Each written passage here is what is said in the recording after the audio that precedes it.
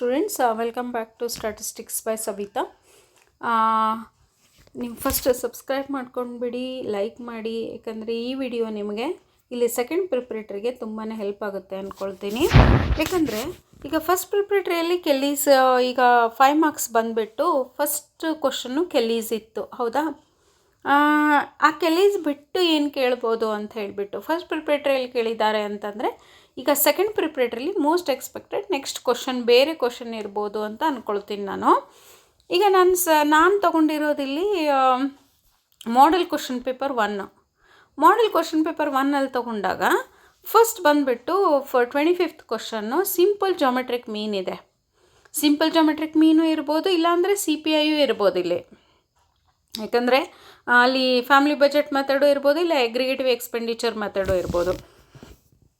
2 question paper ನೀವು model question ಪೇಪರ್ನ 3 question ಪೇಪರ್ನ ತರುವಾಗಿ ಬಿಡಿಸಿದ್ರಿ ಅಂತಂದರೆ ಇವು ನಿಮಗೆ ಆರಾಮಾಗಿ ಈಸಿಯಾಗಿ ಒಂದು 5 ಮಾರ್ಕ್ಸಿಂದು ಇಂಡೆಕ್ಸ್ ನಂಬರ್ನ ಅಲ್ಲಿ ಗೇನ್ ಮಾಡಿಬಿಡ್ಬೋದು. ಇದನ್ನು ಹೆಂಗೆ ಮಾಡೋದಂತ ನಾನು ತೋರಿಸ್ಕೊಡ್ತೀನಿ ನೋಡಿ ಇವಾಗ.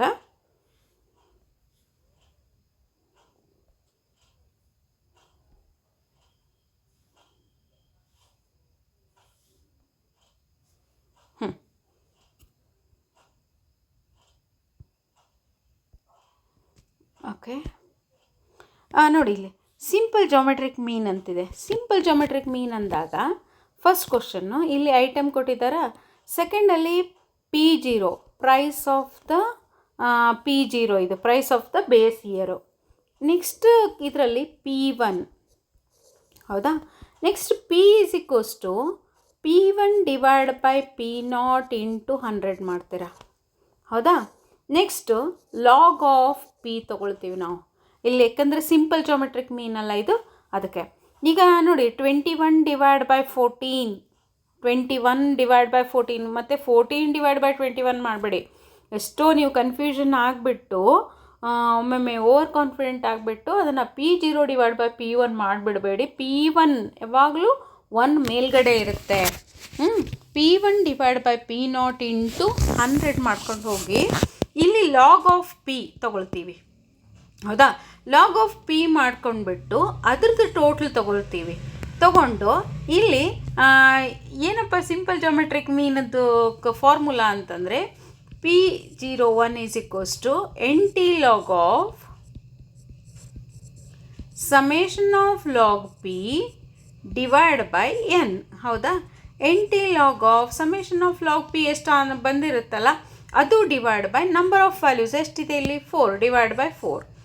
ಇಲ್ಲಿ NT ಲಾಗ್ ಆಫ್ ನಿಮಗೊಂದೇ ಯಾವುದೋ ವ್ಯಾಲ್ಯೂ ಬರುತ್ತೆ, 2.014 ಏನೋ ಬರುತ್ತೆ ಅಂತ ಅಂದ್ಕೊಳ್ಳೋಣ. ಓಕೆ, ಆಮೇಲೆ NT ಲಾಗ್ ಅದನ್ನು ನೋಡಿಬಿಟ್ಟು, ಅಂದರೆ ಪಾಯಿಂಟ್ ಆದಮೇಲೆ ನೋಡ್ತೀರಾ.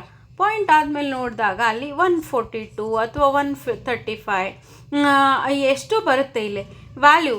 ಆನ್ಸರ್ ಬಂದುಬಿಟ್ಟು ನಿಮಗೆ 2 ಪಾಯಿಂಟ್ ಇರೋದ್ರಿಂದ 3 ವ್ಯಾಲ್ಯೂಸ್ ಬಿಟ್ಟು ಪಾಯಿಂಟ್ ಕೊಡ್ತೀರಾ.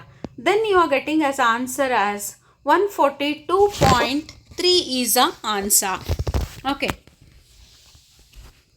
ಅಂದರೆ ನಾನಿದು ಅಜ್ಮಾಸ್ ಹೇಳ್ತಾ ಇದ್ದೀನಿ ನಿಮಗೆ, ಇದು 142.3 ಅಂತ ಹೇಳ್ತಾ ಇಲ್ಲ. ಹೆಂಗೆ ಕ್ಯಾಲ್ಕುಲೇಟ್ ಮಾಡಬೇಕು, ಸಿಂಪಲ್ ಜಾಮೆಟ್ರಿಕ್ ಮೀನ್ ಕೊಟ್ಟರೆ ಈ ರೀತಿ ಕ್ಯಾಲ್ಕುಲೇಟ್ ಮಾಡ್ತೀರಾ ಅಂತ ಹೇಳಿಬಿಟ್ಟು. ಈಗ ಸೆಕೆಂಡ್ ಕ್ವಶನ್ನು ನಮಗೆ ಫಸ್ಟು ಪ್ರಿಪ್ರೇಟ್ರಿಯಲ್ಲಿ ಬೈನೋಮಿಯಲ್ ಇತ್ತು, ಹೌದಾ? ಸೆಕೆಂಡಲ್ಲಿ ನ್ಯೂಟನ್ಸ್ ಕೊಡ್ಬೋದಾ ಅವರು? ನ್ಯೂಟನ್ಸ್ ಮೆಥಡು ಇಲ್ಲಿ ಫಸ್ಟ್ ಮಾಡೆಲ್ ಕ್ವಶನ್ ಪೇಪರಲ್ಲಿರೋದ್ರಿಂದ ನಾನು ತೊಗೊಳ್ತಾ ಇದ್ದೀನಿ. ಇಲ್ಲಿ ಎಕ್ಸ್ ತೊಗೊಳ್ತೀವಿ, ವೈ ತೊಗೊಳ್ತೀವಿ. ಓಕೆ, ಎಕ್ಸ್ ನಾನು ಇದನ್ನು ಕ್ಯಾಲ್ಕುಲೇಟ್ ಮಾಡಿಬಿಟ್ರೆ ಬೆಟ್ರ್ ಅನಿಸುತ್ತೆ, ನೋಡೋಣಂತೆ. 20, 40, 60, 80 ಆ್ಯಂಡ್ 100. ಓಕೆ, ನೆಕ್ಸ್ಟ್ 20, 32, 54, 90, 144, ಹೌದಾ? ಈಗ ನಾವೇನು ಮಾಡ್ತೀವಿ, ಡಿಫ್ರೆನ್ಸಸ್ ತೊಗೊಳ್ತಾ ಹೋಗ್ತೀವಿ. ಇಲ್ಲಿ ಡೆಲ್ಟಾ ಒನ್ ಅಂದ್ರೇನು? ಫಸ್ಟ್ ಎಕ್ಸ್ ಬಿಟ್ಬಿಡಿ. ಈಗ Y ವ್ಯಾಲ್ಯೂಸನ್ನು y1 minus y0, 32 minus 20 ಅಂತಂದರೆ 32 ಒಳಗೆ 20 ಹೋಗಿಬಿಟ್ರೆ ಅಲ್ಲಿ ಉಳಿದಿರೋದೇನು 12. 54 minus 32. Okay, 54 minus 32 that is a 22 is a value. Next 90 minus 54, what a value? That is a 36. 144 minus 90 is a value, that is a 54 is a value. The second difference means again you have to take a difference. 22 minus 12, that is a 10. 36 minus 22, that is a 14. 54 minus 36, that is 18. Okay. Next again the third difference you have to take it. 14 minus 10, that is a 4. 18 minus 14, that is also 4. Okay.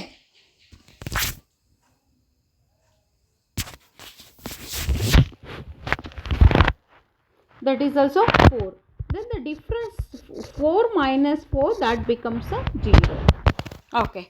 ನೋಡಿ ಕರೆಕ್ಟಾಗಿ ನೀವು ಒಂದು ಸತಿ calculate ಮಾಡ್ಕೊಳ್ಳಿ. ನಾನು ಬರೀ ನಿಮ್ಗೆ ಹೆಂಗೆ ಪ್ರೊಸೀಜರ್ ಅಂತ ತೋರಿಸ್ತಾ ಇದ್ದೀನಿ. ನಾಳೆ ಎಕ್ಸಾಂಪಲ್ ಇದೇ ಬರುತ್ತೆ ಅಂತಿಲ್ಲ. ನೆಕ್ಸ್ಟ್ ಬಂದುಬಿಟ್ಟು ಎಕ್ಸ್ ವ್ಯಾಲ್ಯೂ ಫೈಂಡ್ ಔಟ್ ಮಾಡ್ತೀರಾ. Interpolated value minus origin value divide by the differences. What is interpolated value? That is given in the ಕ್ವಶನಲ್ಲಿ ಕೊಟ್ಟಿದ್ದಾರೆ ನೋಡಿ 70 ಅಂತ.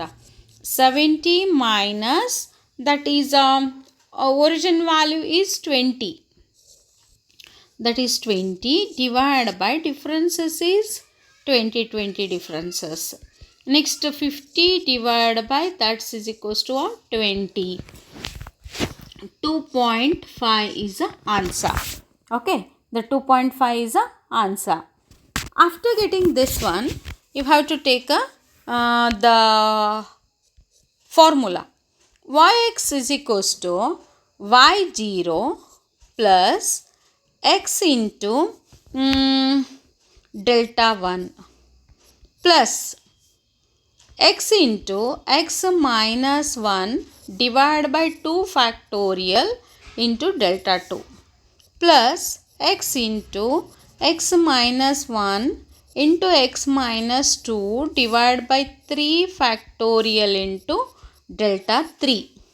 What is up to delta 4 we have to calculate na. Delta 4 comes as a 0, that's why I am considering here as a 0. Then what is the y0 value? Y0 value is a 20. 20 plus what is x? 2.5. 2.5 into delta 1, difference 1, that is a 12.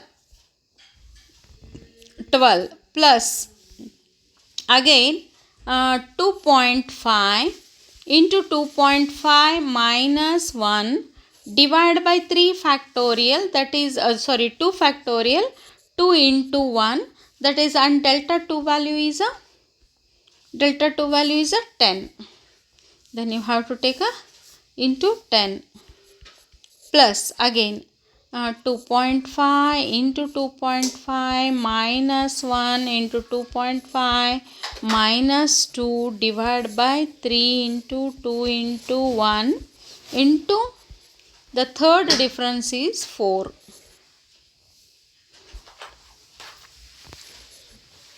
Then you have to calculate the whole thing. ಇದನ್ನು calculate ಮಾಡೋದಕ್ಕಿಂತ ಮುಂಚೆ ನಾನು ಇನ್ನೊಂದು ತೋರಿಸ್ಕೊಡ್ತೀನಿ ನೋಡಿ. 2.5 minus 1 ಮೊದಲೇ ಮಾಡ್ಕೊಂಡು ಬಿಡ್ತೀರಾ ನೀವು ಇಲ್ಲಿ.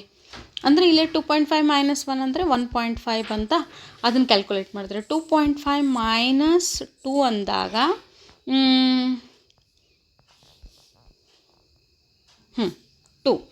2 ಅಂದಾಗ ಅಲ್ಲಿ 0.5 ಬರುತ್ತೆ. ಇದನ್ನು ಎರಡನ್ನೂ ಫಸ್ಟೇ ಮಾಡ್ಕೊಂಡ್ಬಿಟ್ಟು ಇದರಲ್ಲಿ ಡೈರೆಕ್ಟಾಗಿ ಸಬ್ಸ್ಟ್ಯೂಟ್ ಮಾಡಿ ಕ್ಯಾಲ್ಕುಲೇಟ್ ಮಾಡಿದಾಗ ನಿಮ್ಗೊಂದು ಆನ್ಸರ್ ಸಿಗುತ್ತೆ. ಆ ಆನ್ಸರ್ ಹೆಂಗಿರುತ್ತೆ ಅಂದರೆ 70 ಅಂತ ಕೇಳಿದಾರಲ್ಲ, 70 ಎಲ್ಲಿ ಬರುತ್ತೆ ಇಲ್ಲಿ? ಇದರಲ್ಲಿ 40 ಮತ್ತು 60 ನಡುವೆ ಬರುತ್ತೆ. 40 ಮತ್ತು 60 ನಡುವೆ ಅಂದಾಗ ಅಲ್ಲಿ 32 ಮತ್ತು 54 ನಡುವೆ ಒಂದು ವ್ಯಾಲ್ಯೂ ಬರುತ್ತೆ ನಿಮಗೆ. 32 ಮತ್ತು 54 ನಡುವೆ ಒಂದು ವ್ಯಾಲ್ಯೂ, ದಟ್ ಈಸ್ 40s ಒಳಗಿರುತ್ತೆ. ಆ ವ್ಯಾಲ್ಯೂ ಏನಿರುತ್ತಲ್ಲ ಅದು ನಿಮ್ಮದು ಇಂಟರ್ಪೋಲೇಟೆಡ್ ವ್ಯಾಲ್ಯೂ, ಅಂದರೆ ನ್ಯೂಟನ್ಸ್ ಮೆಥಡಿಂದ ಫೈಂಡ್ ಔಟ್ ಮಾಡಿರುತ್ತೇವೆ ನಾವು ಇದನ್ನು. ಓಕೆ, ಇದು ನಿಮಗೆ ಸೆಕೆಂಡ್ ಕ್ವಶನ್ನು 5 ಮಾರ್ಕ್ಸಿಂದು ಸೆಕೆಂಡ್ ಕ್ವಶನ್ ಆಗಿರ್ಬೋದು ಎಕ್ಸ್ಪೆಕ್ಟೆಡಲ್ಲಿ. ನಿಮ್ಮ ಇರಲಿಕ್ಕೂ ಇಲ್ಲ, ಬಂದರೂ ಬರ್ಬೋದು. ಈಗ ಥರ್ಡ್ ಕ್ವಶನ್ ಬಂದುಬಿಟ್ಟು ಲಾಸ್ಟ್ ಕ್ವಶನ್ ಪೇಪರಲ್ಲಿ 4 fair coins are tossed 96 times ಅಂತಿದೆಯಲ್ಲ, ಅದು ಅಂಥ ಟೈಪ್ ಕ್ವಶನನ್ನೇ ಕೇಳಿರೋದು ಫಸ್ಟ್ ಪ್ರಿಪೇರ್ಟ್ರಲ್ಲಿ. ಅಂದರೆ ಇಲ್ಲಿ ಕೇಳಿರಲ್ಲ ಅಂತ ನನಗೇನು ಅನಿಸುತ್ತೆ, ಇಲ್ಲಿ ಪೋಸಾನ್ ಡಿಸ್ಟ್ರಿಬ್ಯೂಷನ್ ಹಾಕಿಬಿಟ್ಟು 4th ಕ್ವಶನ್ನು ಹೈಪರ್ ಜೋಮೆಟ್ರಿಕ್ ಡಿಸ್ಟ್ರಿಬ್ಯೂಷನ್ನ ಇಲ್ಲಿ ಕೊಡ್ಬೋದು.